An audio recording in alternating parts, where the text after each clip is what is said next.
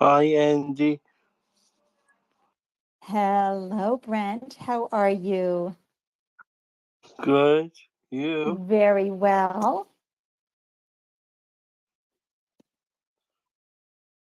I'm happy. I'm happy to uh, be the one interviewing you instead of you being on your startup live show interviewing a guest. Thank you. I love being in the hot seat. Hi, Andy. It's Tanya. How are you? I am so well, Tanya. How are you doing? I'm doing great. And Brent, can you make me the co-host so I can run the analytics? I got everything recorded. We're live right now on YouTube. And let me share the ticket that I created for this event. So we have so it's live stream on YouTube, Facebook group, Twitch, Twitter. So after 30 days, we'll still have it all over the internet, and it'll be on Brent's new website. So That's so exciting. Hey, Aristotle, how are you? So I send warm wishes to you to Boston, Andy. Well, as always. Well, your warm wishes are definitely appreciated today because it's really darn cold and rainy and yucky. So I love your warm wishes anytime. But and you know that I'm a loyal fan of your show. Yes, you are. I feel so loved and appreciated every time I see your deliciousness in the comment thread. So thank you, thank you. We know that you will be dropping some delicious gems and some delicious moments. That's how I vibe, Brent. So thank you very much. It's when you're talking about startup life, and for folks who are founders, they know what an arduous journey it can be. So I try to bring a little light and love and laughter to the conversation when we're talking about such deep topics. Well, first off, Andy, can you tell our listeners a little bit about you Absolutely. and your show? Absolutely. Well, I'm a 4 times founder. I've had a company that was backed by over 8 million in venture capital, another company that was backed by angel investors, and then 2 other companies that I raised with what I call my charming personality, i.e. bootstrapped. And so part of my giving back at this age and stage in my life, Brent, is to have a show that talks about the founder journey, so folks can feel less isolated. So I created this show 2 years ago, April 1st, called the Startup Life Live Show. And I love going live. Oh my gosh. As you know from doing Twitter Spaces live, you just bring your full self to the moment. There's no editing. You're always, I always know that you're sitting there on your live show with your hand clappers. That's right. I've got my hand clappers right here because, boy, do we have to celebrate, right? We have to celebrate each other. We have to celebrate the fact that we find the courage to get up every day and pursue a dream, pursue an idea, bring an innovation to life, bring a thought to life. And so, you got to celebrate all of that. And so with the Startup Life Live show, I am usually interviewing a founder and celebrating them and spotlighting them while diving deep into the parts of business that can leave us sometimes discouraged or confused. And the thing I like to, because the founder journey is a big adventure. right, and you have to frame it that way, or you're just going to end up saying hashtag why bother.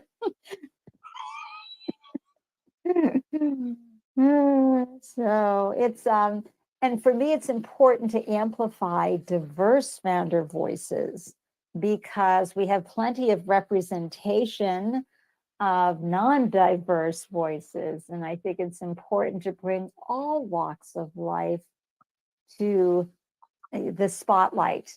And you also just had your a big episode. 145 episodes, everyone, in 2 years. Yikes. That's a lot. That's a lot of YouTube live streaming. It absolutely is. I'm telling you, it's up to my founder game, just listening to all these stories and getting all this great advice. Oh my gosh. Brent, on Tuesdays, where are we? Yes, Tuesday's guest, he shared something that I thought was so wonderful, which was a great mindset hack for founders. This is Eleanor Hagland of the wonderful platform called Alliance, only it's spelled with an S, not a C. And she said, at the end of the day, ask yourself what good things happened. And think about, was there one or two or three or four good things that happened? And then she said, write them down, even if it's like the best coffee I've ever had, right? Got to work without any hassles, or something. It can be something simple, but it can also be a win that you might have had, because it's so easy to focus on how hard things are.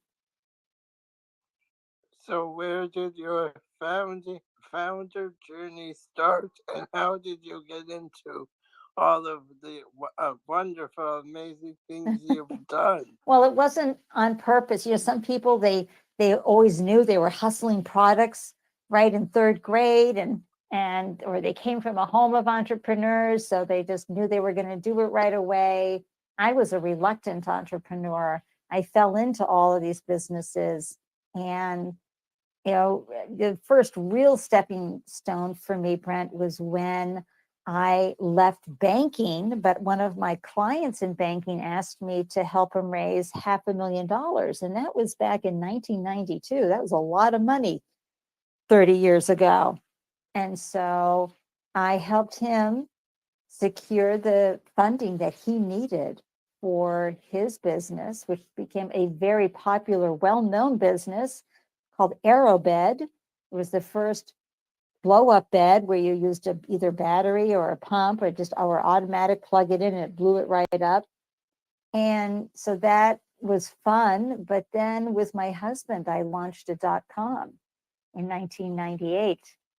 And I had a 6-month-old and a 3-year-old when we launched that business. And we grew it up to many employees and raised over 8 million in venture capital. And we were providing entertainment content to the college market. And we were doing really early, what I would call YouTube, Facebook type of conversations and entertainment content. And it was a wild 2 years, I have to tell you. But not only do you have a live show on YouTube, you have the podcast version. That's right, Brent. I do. And I got to tell you, anybody who's doing any kind of content, right? You have to find ways to keep repurposing your content. And so for me, it was a lot of fun to just take every single conversation that I was having live on the show and downloading it as an audio and turning it into a podcast episode. And I was thinking, since you celebrated 145 episodes in 2 years, I picked out the top two shows that were my all-time favorite ones. Which ones? When you interviewed Justin about Equality MD. Wasn't that wonderful? Is he an extraordinary human being? Yes. Mm. And when you interviewed Jennifer. Right? Jennifer was so much fun. And not only that, she was so candid, right? About her experience. Folks, when she launched her fund, she talked about how that first check that she gave an investor, her hands were shaking. She was so nervous. Yeah. I mean, that's so real. And then she said that she really didn't have the right mindset and she had to go fix it and feel more abundant, right? But I'm sure you agree that those were two amazing shows. Yes, I did it. I do agree 100%. Really, really good. And I'm always in awe and wonder, from the experiences. And, another one of my favorite shows was when we had Abraham on the show from Pitch Gauge. And it was his first time telling his story, Brent, about being incarcerated at the age of 17, and how when he was incarcerated in prison, he said to himself, I don't want to be that guy 20 years down the road. And so over his 4-year sentence, he taught himself computer science without a computer. Wow. And that, when he got out, he was able to provide that service to folks. Let me help you with your computer challenges. And then he happened to help a friend who was repairing roofs after a major hurricane in the South. And he said, there has to be a better way to measure these roofs. And he figured out an app to do that. And he did, which I thought was so cool, he did what he called a Hackintosh. He took his old Toshiba laptop and he turned it into a Macintosh so he could create an iOS app. How cool is that? But the guests that you have on sure make you inspirational and also up your founder game. This is true.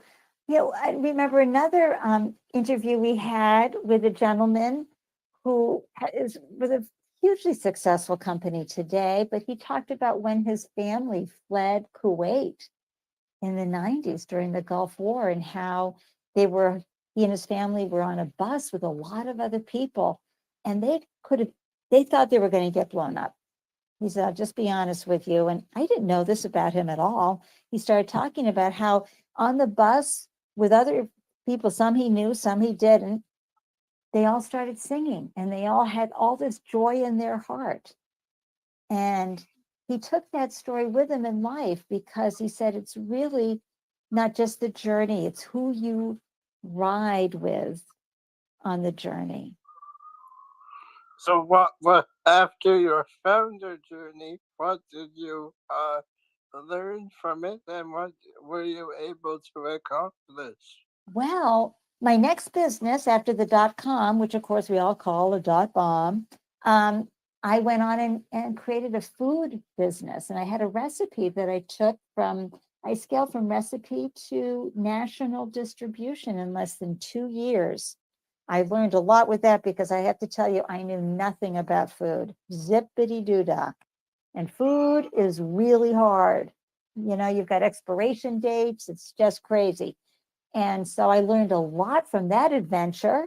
And then, I did some work as a consultant for years. And I had a website that was for heterosexual couples to stay tuned in and turned on year after year. And so each company taught me different things. And the relationship one taught me how to brand online, how to reach out to people and connect to people. And your founder journey also helped you find your niche. You darn right it did. It absolutely did. And so, I fell in love with hosting the live show so much that after 9 months doing it, Brent, I said, this is what I want to do full time. I don't want to coach one-on-one. I don't want to do anything else I'm doing. I just want to do this. It was lovely. And it just shows you never get too old. What made you when did you realize that it was time to get away from the founder journey? I think that, that's such a good question. I think after the one business, when I shifted and started mentoring and coaching other founders, it just was more of a lifestyle change. I didn't want to build and scale and hire employees and be doing payroll and all the things you need to do as a CEO and as a business builder. So I was kind of just done with that level of effort.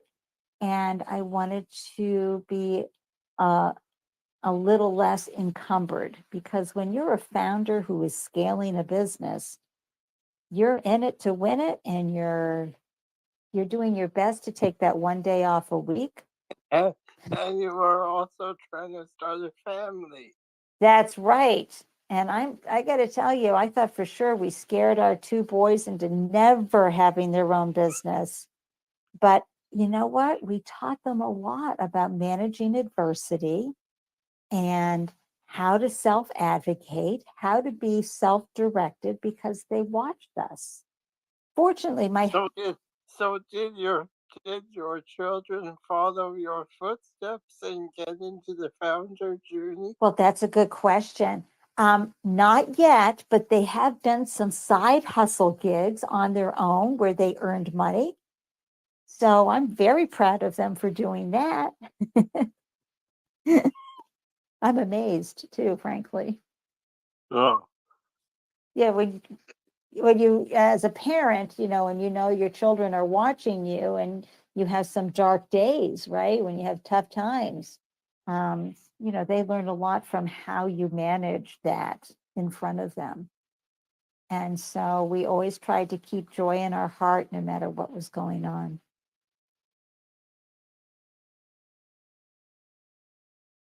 But it's not easy. so what's next in the line of your show and life? I am, thank you so much for asking, Brent. I am focused on increasing live viewers and creating a greater impact for founders around the world who are not in the rich, resource-filled pockets like we have in Boston or Miami or Austin or San Francisco.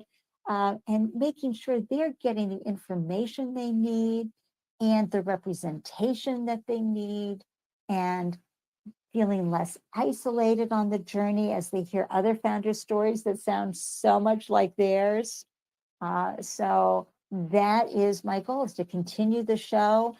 You know how we talked about how I repurpose the audio into the podcast? Yes. The podcast was just ranked number 10 out of 60 of the top startup podcasts you need to be listening to in the world.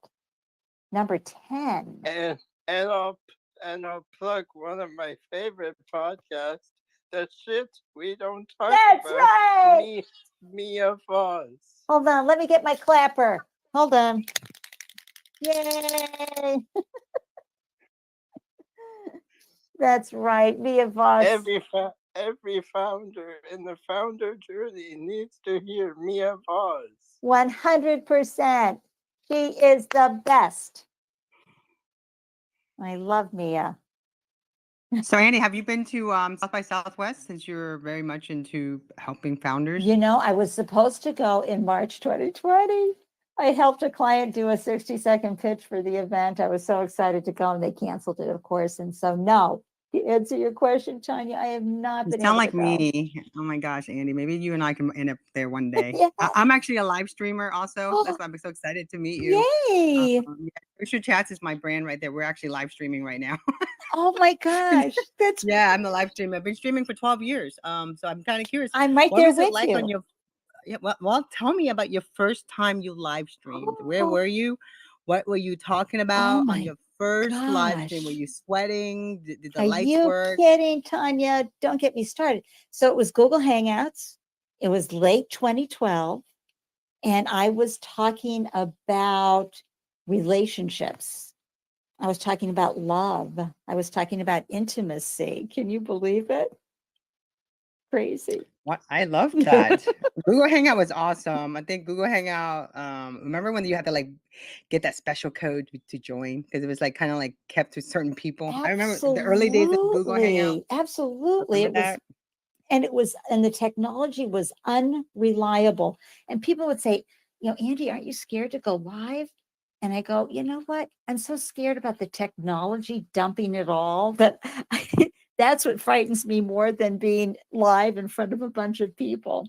But just like podcasting, Tanya, my first year of podcasting in 2012 as well, I was scared every single week. I had a podcast once a week for 52 weeks. And I had a producer helping me. It was wonderful. And I was still frightened. But after that 52nd episode, I was okay.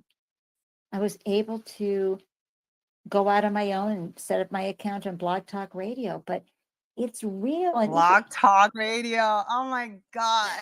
I haven't heard that in forever. I remember Blog Talk Radio. Remember that? Boy, that was a lot of fun and easy. But we've come a long way. Tanya, what was your first episode like? And how have you seen yourself grow over that 12-year period as a live streamer? Well, I didn't plan to be a live streamer. I'm a communication specialist. So Women in Communication, I was the president in 2008, and our national chapter been around since 1909. Yeah. So I wanted to really be able to live stream into Facebook in 2009, because I wanted to be able to show the live streaming, the hybrid, and because we're doing this big event at the Wynwood, and at that time Wynwood was so new, people were afraid to even walk down the street because it's very gentrified today, but it was very scary back then. So Wynwood is where all the tech hub is in Miami right now, all the art shows and all the different. So I sat there, I worked it, I found this app called Bamboozer. I connected my Facebook account onto it. I had I'm trying to see what else I connected to it, but that's how we live stream. We live streamed our first show, our first stream into Facebook, into our fan page. Women Communication South Florida was 2009. And then in 2010, that was November 2009. Then 2010, on my New Year's Eve party, someone was just telling me how they're working at a radio station and they really want this job. And I'm always, I want to empower people. I always feel like, if I surround myself with people who are empowered, great things will happen. So I tell myself, I'll tell you what, I will buy 1 hour airtime for you. And you can pitch, and then we'll live stream, because I think that into Facebook, and we'll do social media, my show. And he goes, well, you have to buy 1 hour a day. And I said, well, how much could that be? It was only $100 back then. I was like, oh, so I got my clients to pay $100 a week. So it's $400 a month. I had a show Monday through Friday from 1 to 2 on a 1340 AM station. That's where Social Chats came about. And instead of me having a show, just me talking, it was more like Monday was Women in Communication, where we had reporters coming into the radio show. We talked and we streamed on Facebook. Tuesday was the South Florida, anything that's happening in tech, South Florida. Wednesday was health. Thursday was personal branding. Friday was Follow Friday. And I created these segments, but it wasn't about me trying to get sponsors and making lots of money out of it. It was more of I did it to help someone out. B, I just did it just to and also another person I was trying to help out they was trying to start a new business. I'm like, just do online radio. So I started this Social Chats brand just to help 2 different people out. And along the way, I created content. Hey, Tanya, you are a pioneer. Yeah, guys, I have to run, but I just wanted to say I love. Hi, John. I love this. Hi, John. Sorry, I joined quick. I have to run. I'm actually going to run in Twitter Spaces for some startup pitches, but I really appreciate what you guys are talking about. I love the stories of entrepreneurship and the kids seeing it happen. My mom and dad were both entrepreneurs. My dad was just more stubborn, actually. He never wanted to work for anyone. But my mom was an entrepreneur, owned beauty salons and spas in New Jersey, and saw it firsthand. And I am now an entrepreneur myself, so I couldn't get away from it, and I love it. And I would love to connect with you guys too offline, because I run a weekly startup forum in Bucks County, Pennsylvania. We love Bucks County, Pennsylvania. Yay! Okay. And so check out founders30.com, founders30.com. But we run it every week, Wednesday morning. And I think we've got a good thing going in terms of the format, and want to bring it to more people. So we're it's through a nonprofit. We have a startup fund as well. So we think we've got a good template. But in terms of kind of broadcasting it beyond there, I need some help. I need some input. Need some guidance. So I will I'll follow you both, and hopefully we can connect offline. Absolutely. We can help you get syndicated. That's nothing. Yeah. And if you guys can check it out first, just to see what it is. It's kind of a reverse pitch, where we prep the startups the week before. but not really prepping them on how to pitch or how to sell or how to present. More on what are their challenges, what are their opportunities, what are their asks, right? Because every entrepreneur is used to having all the answers. This is an opportunity for them to ask the questions, and it's moderated, facilitated, keep people on point in terms of don't ask more questions, give them more feedback and ideas and guidance, and they don't have to have the answer. So it's a little bit different than your usual. So that's what we've got. But just in terms of how to scale that is the challenge. And of course, I only know what I know and know it works, and I'm afraid to lose that. The intimacy of it, the openness and constructiveness. So And the safety net. Yeah, the safety net. Exactly. That you are providing, but Yeah. you're practicing and walking your talk, right, Tanya? John is asking for what he wants. And that's a problem. A lot of people don't ask. They don't ask for what they want, and they don't offer what they can give. Yeah. Those are two things I realized a lot of time people don't do that. And those are two things that they just went had to say it out what they want and what they can give. The whole thing will be done very quickly, like as far as getting things done. Exactly. So I'm going to jump, but I'll open my spaces. If nobody shows up, I'll probably be back. Awesome. All right, guys. Appreciate it. Thank you. Bye, John. Yeah, startups are hard. I feel like I've been in startups since 2006. My startup's been going. I've been doing, but I mean, to be honest with you, I've always worked with startup. I mean, I helped launch NARS Cosmetics. Have you heard of them? NARS. I mean, I was the second makeup artist. I'm talking. That's a startup in itself. Wow. Of course it is. That's an artistpreneur. Well, Francois was like, he started out at like Barney's, New York, with 12 tubes of lipstick. And then someone backed him, and then he got some more makeup, came out some eyeshadows and some multiples, and he went into Saks, Saks Boca and Saks San Francisco, and I was the makeup artist for Saks Boca, and I opened up all the stores for him, from Neiman Marcus to Sephora. But I always felt like the startup world, people don't quite get it. You wear every hat, right? When you're a startup, every tiara, every gem in that tiara, it's more like yours. The chef. We're like the chef. You cook everything. Like you have to organize everything. You got to know what needs to go into what dish. I mean, you are the main chef, and you might not. If you have to do the dishes, you got to do the dishes. So, so in the startup, it's hard, but I think a lot of time, if people really stick to it and really believe in themselves and get out of their own way, great things happen. And I've learned that. I mean, my company is still a startup. I mean, I grew big, then I downsized, and then now I'm kind of like. I'm getting to the point that where else should I want to do, So so with that in mind, Andy, what's next with you? I know you have your show, your live stream, you do all this, but you know what, Tanya, what's next? I have arrived. Sometimes you arrive at where you want to be, and the strive is just improving on what you're doing. So what I'm looking for is an anchor sponsor for the show, someone who understands the diversity aspect of it, that it's an impact play, that between coaching guests, coaching audience, having the replays viewed is a huge impact on founders' journeys and founders' lives around the world. And so I'd love to have that one sponsor where it's on my website, all my artwork, everything powered by corporate XYZ. And then continue to just amplify voices and bring these stories to light, because they're everyday founder stories. They're not the luminaries that are on the cover of Forbes or Fast Company. It's folks who are just getting up every day, and what does success look like to them? And it can be, wow, I've got revenue of 150,000 a year. I'm a winner. Yes, you are.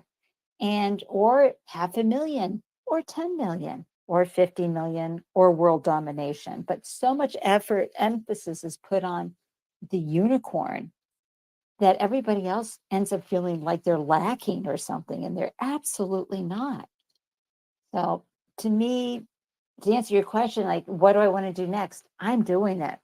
So I shouldn't say just improving on it, having some funds to be able to delegate more tasks so that we can reach more people would be just delicious. But right now, the Lion's Den, that's my household, powers the show. And Tanya, and Brent, it is pure joy for me. This feeling of joyful purpose, it feels like everything I've ever done in my life prepared me for this moment. That's But you wonderful. have like a show where the same viewers return week after week. And that's delicious right there.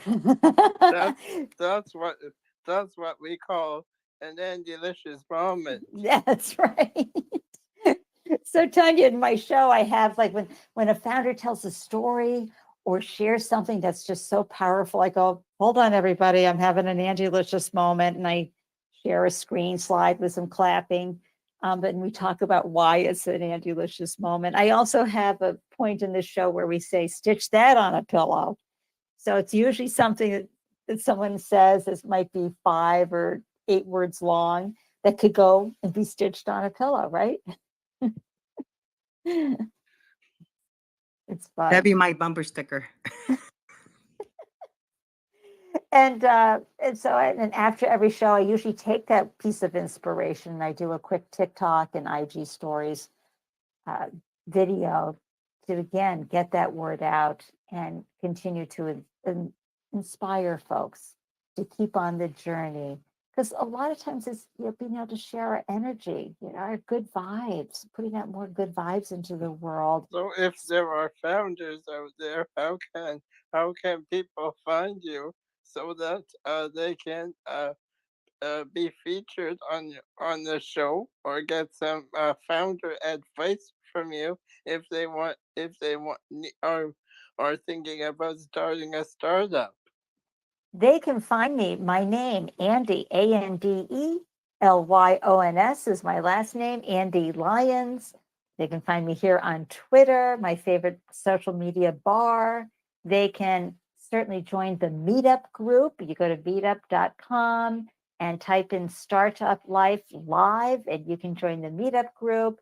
You can connect with me on LinkedIn. I love to meet people. I love to amplify. I follow like crazy. One of your favorite parts of your shows is making sure that people drop their one-liner or URL so you can amplify their business. That's the best thing. And I know Tanya would love this too. I tell people, hey, I get hundreds, sometimes thousands of replay views on this show, right? Get your name of your company up here with a one-liner, because sometimes the name doesn't tell us what you do. And then add the URL, and it'll be up there on the screen, and somebody hears about you or sees that, they can go follow you. And who knows, they might partner, collaborate, or buy from you. Andy, so you do most of your streaming? Are you just doing Twitter Spaces? You doing any YouTube also? When I go live, I'm on the StreamYard platform, and I go live on LinkedIn, Facebook, Twitter, and YouTube. I tried Twitch for the first 140 episodes, Tanya, but I wasn't getting anywhere. So I stopped streaming to Twitch, but everywhere else I go live so people can find it. And every Tuesday and Friday, 12 p.m. Eastern. I tell you, it's so great, Brent, having you as a spokesperson for me. Thank you. Where are my clappers? There we go. Because I'm always dropped there. The first one to drop. The first one to be there, waiting for you to go live, and the first one to put a comment in the box in the comment box on YouTube.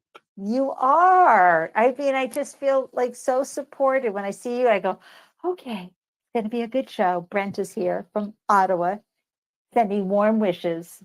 Yay! And I always come with the diverse question. Thank you. So important.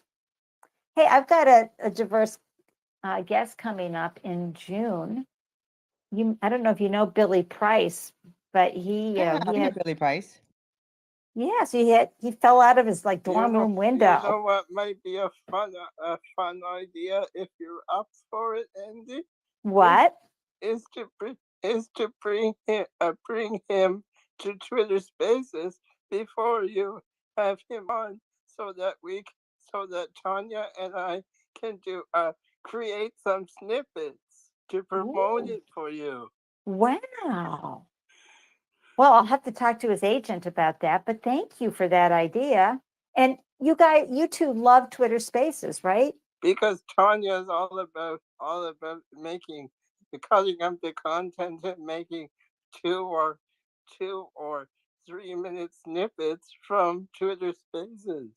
I just don't make Really? the content. I make a whole hour, so it comes out to like 40 or 50 URL for the clients. So, but what I do is I use StreamYard too. I have Restream, but I use StreamYard, but I share out the screen Yeah. of the space, and I stream that. And I used to Oh do my, Facebook. I do all that. I mean, I did all that stuff. Now I'm just yeah. more like doing the audio, having it on the spaces, but it's really the video, the snippets. And once I'm done the stream, when I have time, I'll sit and start cutting up little snippets so that and then I redo the whole blog, because like today's event it's actually written up as an event on my website, socialchats.co. And then on the multi-site, I'm building one for Brent, because I've been producing all his live stream for him. So we have like 10 or 12 shows.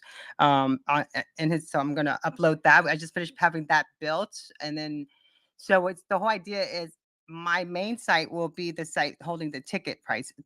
So people can buy the tickets, or they can like go for free, but we want to start having sponsorship. So this way people register to see the Twitter Spaces, then they can turn around and they can win something because they have to register. Even though it's free, they can pop in, but they won't be allowed to register. So I like over the years, I've built a lot of like relationship a lot with my followers. So I try to use my followers' business to promote, and then I bring them all together. So with this, for half an hour, usually is 5 to 6 snippets times 6 platform. That's 36 URL. And then depending on what the story is, and then what I do is I keep all these snippets as a library. So when I write other stories, instead of me, I don't write words, I write multimedia. So I write the blog based on what we talked about, everything we say, anything I tweeted out, I embed all that. So it's more of a multimedia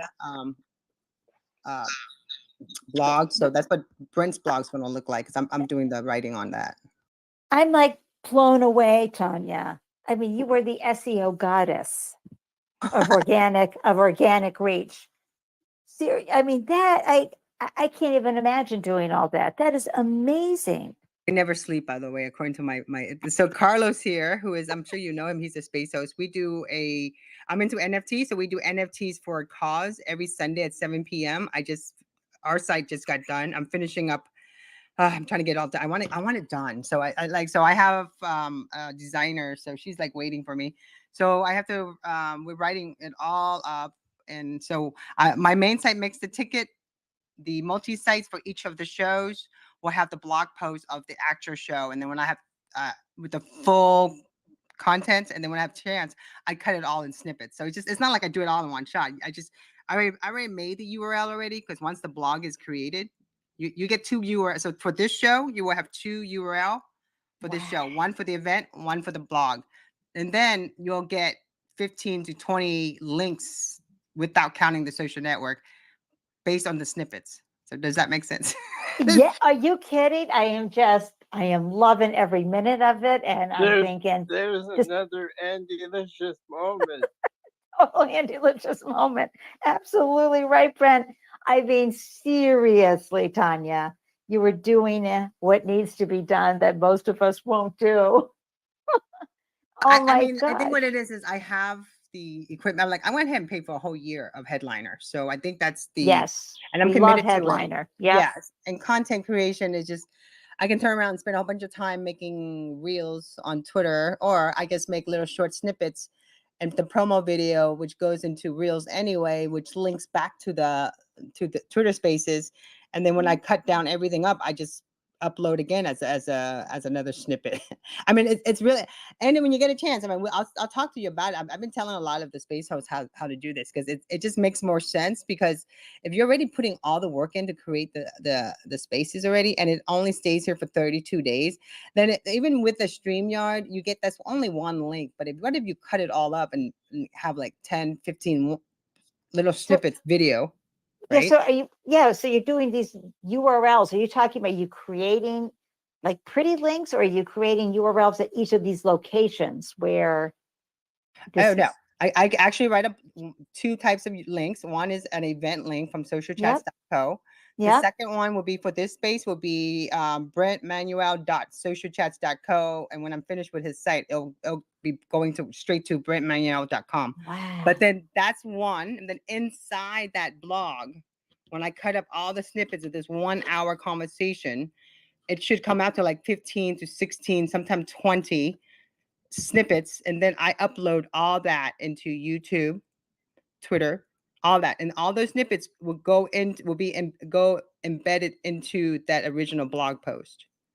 So, but I mean, like, I'll send you a link so you can see it. You can see. Well, I'm on your website, so it's so click at the first one. You see the first one just did a press release. You click that one. That was actually her press release that I told her I want to make that into a social media press release, because it wasn't.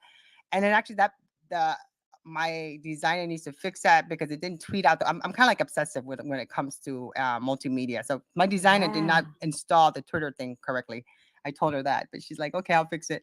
But the whole idea is so that, and then this way, when I publish the actual press release that goes into the wire, then I link it back into my website as a social media press release, because usually I publish it on Medium. So now I'm going to publish everything on my website, and then I'm gonna move it to Medium. So it's just content curation.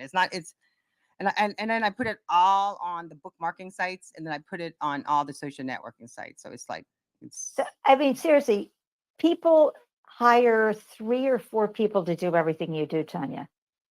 Oh no, I know that. Actually, my clients, I get a retainer, so I don't do hourly stuff. I teach my clients how to do this. This is amazing. No, seriously, you are amazing. Did you see? So I feel anyone could do this. You just got to kind of like have it all nice and organized, and then systems and procedures, right? Because that's all it is. It really is. So when I have with my live show, everything I have is templated. I put in the parts and pieces.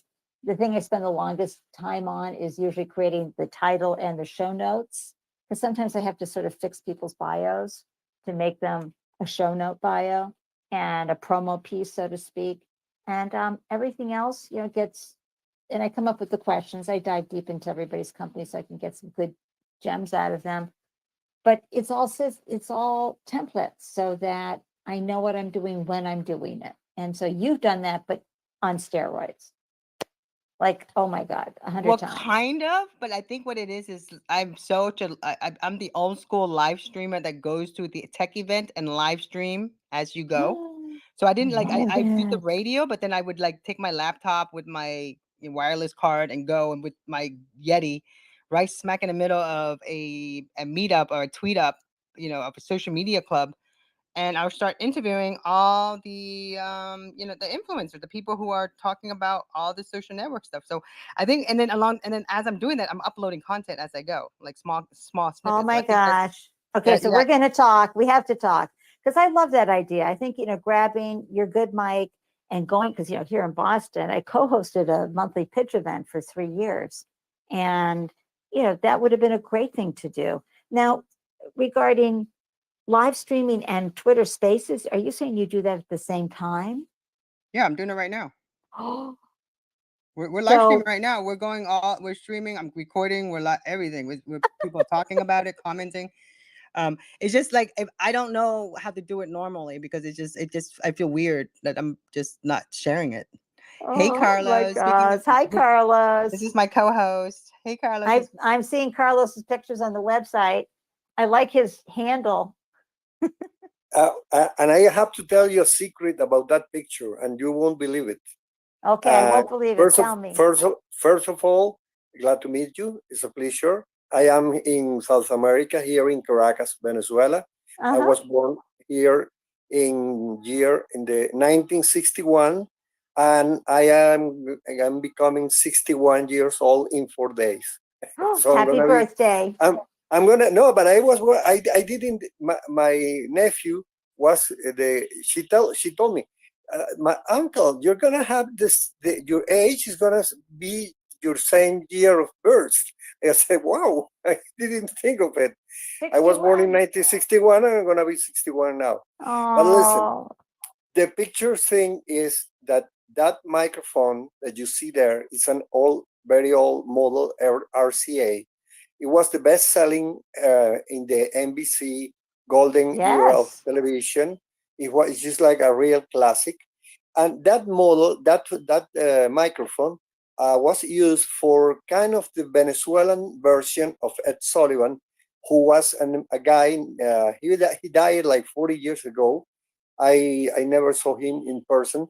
His name was Renio Tolina, and his nickname in Venezuela is El Número Uno, the number one. I mean, nobody has ever been able to go over. I mean, what he did with those resources in the 60s, in the early 70s, and nobody has been able of doing something better. Isn't that And amazing? well, what is amazing is that one day I was at the station and I see a pile of old electronic things, in a garbage pile close to the door. And I see that, and I see there was just like a TV switcher, and there were a lot of things that I saw them valuable, and I spot this microphone.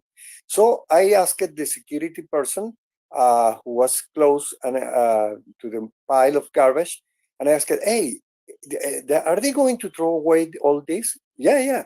So could I take anything if you wish? Yeah, of course, take whatever you want. And I took the microphone, and I took a switcher, which ended being historic, like the microphone, because it was the switcher that was used to make the transmission of the moon trip by television here in Venezuela. So that was the switcher that was used in the master control in the year 69. But the story with the microphone is that it belonged to Renio Tolina, to El Número Uno, and was used in his studio. It even has a little dino. How do you call that? This little letter thing. You remember this thing that you dino? Something for writing, creating tags, physical tags to put on objects. And it says Studio 11. Studio 11. It was the studio of El Número Uno. Well, 2 years ago, I have been keeping that microphone for more than 25 years now, maybe no more, like 30 something. Well, 2 years ago, I got the story for an old technician from the station that Renio Tolina, el número uno, did actually met and was friend with Ed Sullivan. And Ed Sullivan gave the microphone to him as a gift.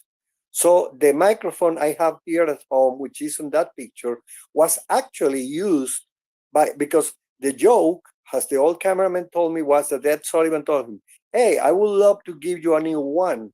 Will you take an used one? Because I'm not using this anymore. I mean, I have a new, but this is still working.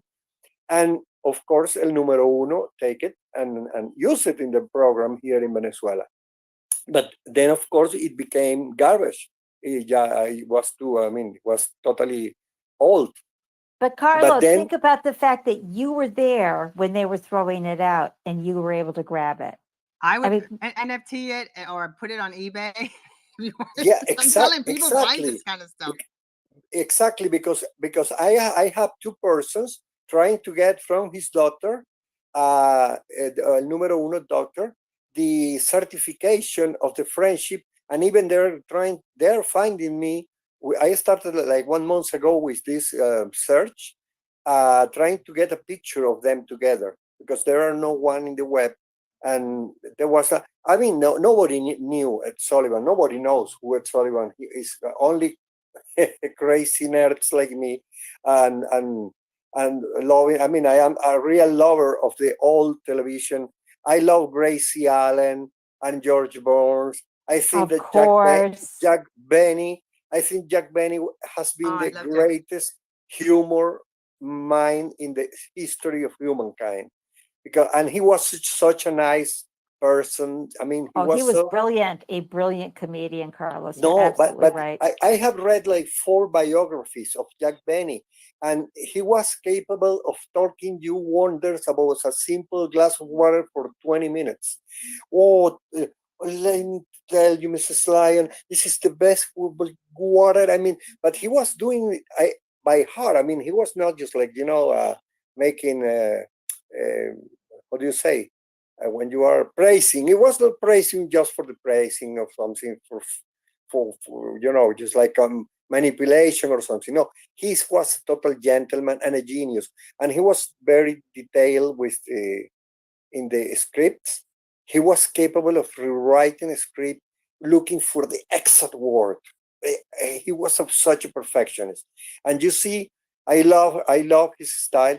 And I love Gracie Allen too. I don't know if you have seen some. Oh, I've seen, of course. Her timing was exquisite. She was Yeah, amazing.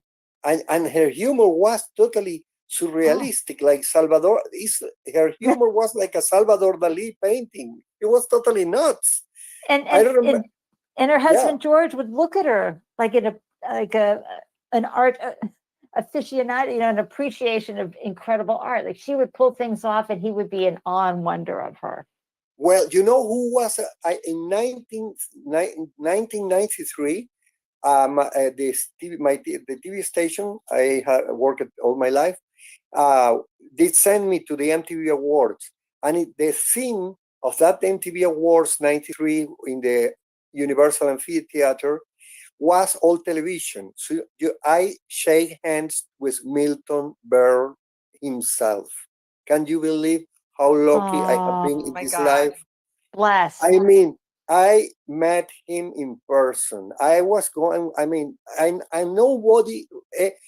We were a crew of like 7 Venezuelans from technicians from television, people over there doing a documentary. They didn't have the slightest idea. The question was they made me, who was that old man? Who was that old man that you got so crazy? Because you can imagine meeting Milton Berle. Even American people, it was so scarce. Did you get his autograph? You can put it as a. You can. No, there was no chance because it was You signed was something too. for me.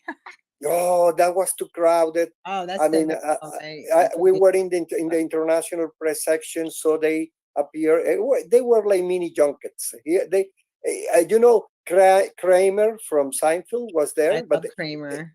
Yeah, but in that moment, I didn't know who was. I knew. You know who Imagine, Kramer was? I knew who was Milton Berle, but I didn't knew Kramer because we're getting sidetracked on our show. I'm like, now I'm all for Kramer. But it's 8:00. I did promise that we're going to be done by 8:05. But Andy, I'm so glad we connected, and we. I want to thank Ande Lyons for being guest number 2 of Inspirational Interviews, because she is so inspirational in what she has to share and what she does for the founder journey. And I want to thank Tanya, as always, for being my co-host and for coming along for the founder journey and finding out about Andy. Well, I'd like to interview Andy, and for the it's AWCSF, by the way, is the Twitter handle. It's Women in Communication South Florida. So I would love that, Tanya. Yeah, Empower Yourself Monday. It's 10 a.m. I don't. Yeah. Well, you're Eastern Standard Time, so it's 10 a.m. Eastern. I'm up and running for a while by then. Okay, I'll get you some dates. Thank you, Tanya. And so we'll have you for the communication. And I will follow you everywhere you go. And Brent, thank you so much for inviting me on. I'm so honored. I just appreciate you so very, very much. When I first found your show and I saw Justin on there, I knew I had to connect and bring him to Twitter Spaces, and I did that along with Tanya. That, I got to tell you, that was a wonderful Twitter Spaces. And I'm going to, be inspired by the two of you, Brent and Tanya, to consider doing Spaces myself. Yeah, I'm surprised. I did. You should be doing Spaces. It just makes sense. It does. It absolutely does. And Tanya and Brent, I want you to also, I'm going to connect with you connect on Twitter with you, a favorite of mine. It's called Talk to Me Guy, and it's Richard Osborne, and he's been in podcasting for 20 years. Well, really. Oh, I love to meet him. Yes, you really will. He's and his mic looks a lot like the mic Carlos has in his photo. As you say at the end of your show, I wish you a glorious day wherever you are, and to keep glowing. Yes, That's absolutely. wonderful. That's a wonderful closing. I Brent, wish everybody a delicious day everywhere they glow. Wow, Mwah. wonderful. Mwah. Thank you, everybody. Thank you again. Bye. Andy. Bye. Thank you so much for having me. Say good night, Gracie. Good night, Gracie. I love you. Bye-bye. Carlos, I love you. Bye, everybody. Bye, Carlos. Bye.